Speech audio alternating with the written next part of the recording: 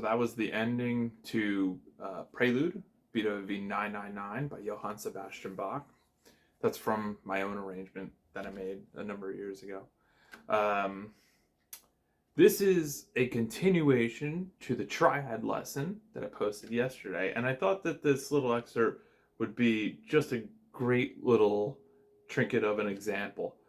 Someone had the question about the number of notes I was playing, and so my answer was in regards to pitch classes. So we want to understand what pitch classes actually are. Pitch classes is a term that means if I talk about the note like pitch class C, it means I'm talking about all of the C's, the low ones, the high ones, the ones in the middle, everywhere. So pitch class C, these are all C's here, if I had the fret for it, but those are all C's. So those are all, when I talk about pitch class C, I'm referring to all the C's. If I refer to a specific pitch, specifically like concert C4, now I'm talking about middle C on the keyboard. That's this one, same as this one, same as this one, same as this one. Those are all C's, C4s, specific pitch. So the example of the Bach piece here, it uses two different chords, right? One is a triad, and that is the A major chord. The notes of the A major chord are A, C sharp, and E. And it also uses another chord, fully diminished 7. G sharp, fully diminished 7 is the chord. And so this is a 4-note chord. It's not a triad, it's a tetrad. And the notes are G sharp, B, D, and F. But those are the only two at this ending here. So the first chord is here. I'm playing the A bass note, the A, the C sharp, and the E. And so that makes an A chord because it's just those pitch classes, A, C sharp, and E. I have a doubled A. I have two A's here, but I also have the C sharp and E. Once the chord changes, it slides over and you actually get the F note. That begins the G sharp fully diminished 7 chord. So I get the F, I play the D as a harmonic, right? Just at the 12th fret. It sounds to me a little nicer than the stronger version of actually plucking the D. You can see how it overpowers that treble string.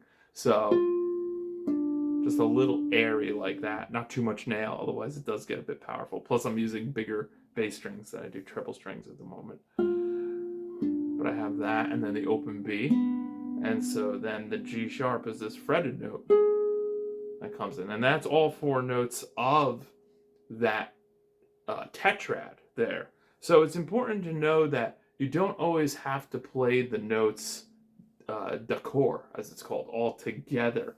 If I wanted to play a G sharp fully diminished 7 low position, I've got the G sharp, the B, the D, and the F right there. So I've got that sound, and then that was the result the way it does. However, in Bach's music here, I've got the F, the D, the B, the G sharp is the leading tone, and then the B goes down to the A, and the G sharp goes up to the A, and they meet at that same A. So then the final chord voicing,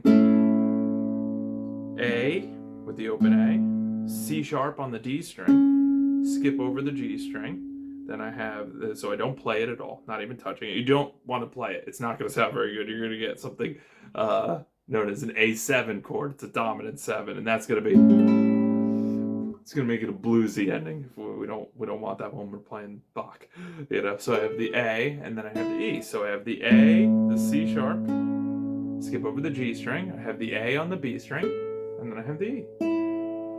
And so this voicing allows the usage of 2 open strings. I have a doubling of the A, the root, very much like I have here when I have that 4-note voicing. I'm still only playing these 3 pitch classes though. But this one, even if I want to roll it, I actually have to roll it out of order of the fingers. You can roll it in order, but then you hear it. It's like when you play it on the piano, like you play the higher note first, than that lower note. So if you actually want to, or what it actually has, when you do that, yeah, the higher note first is the lower note. So to actually have a low to high roll, you would want to go, and then the E is the next note, and then the next finger. So that puts a cross string voicing, because I've got my highest note on the B string, not on the first string, not on the high E string. But that open E allows for a nice sound, something really pleasant, and something that can't be created. Now you can play those exact notes like this, right? But you can hear that it just is produced differently on the guitar. So the exact same notes, exact same order. There's my open A, there's my C sharp, there's my E, and there's my A. So the exact same notes, exact same pitches, exact pitches, not even pitch classes, but here, versus this just breathes so much nicer to me. You do have to be very careful of that G string though. If the G string gets any whiff of what you're doing, you will get a dominant sound. It sort of helps to flatten the finger a little bit, help mute the string, you know, but not too much, because you don't want to stop that high E any bit. So you can just sort of lay the second finger on it a little bit, but I just try to go around it. I'm playing it. So if anything, we want to have an understanding that pitch classes is what we're after when we learn to build chord voicings along the neck. Again, prerequisite, we must know all the names of the notes in order to have this make sense, right? But even if I play like the A here, I'm playing A, and then I'm playing E, A, C sharp. I can add that top E if I want. There. You know, keep moving around. A, C sharp, E, A, right? It's giving me all of the nice sounds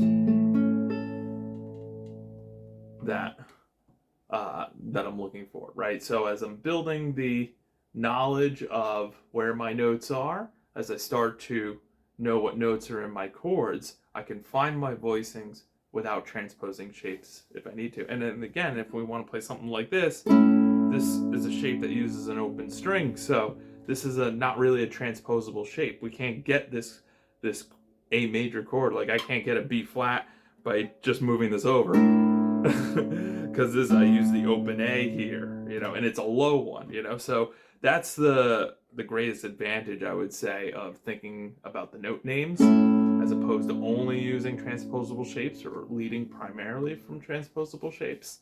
Is you then get the option to do cross string voicing stuff, you get the option to do open string, and you get to choose your doublings as well. So hopefully that clarifies some things for pitches, pitch classes, and also how you get to play a lot of strings, like 6 strings or even 7 strings, 8 strings, you know, with your instrument, but still only playing 3 or 4 pitches, or pitch classes is the official term. 3 or 4 pitch classes to create a major chord. I mean, that's why this is an A major chord. I'm playing A, E, A, C sharp, E, A. And again, I can get those notes like this. But for the 6 string version, you really can't do much else besides this with 4 fingers and standard tuning. So that should clear that up. Thanks so much.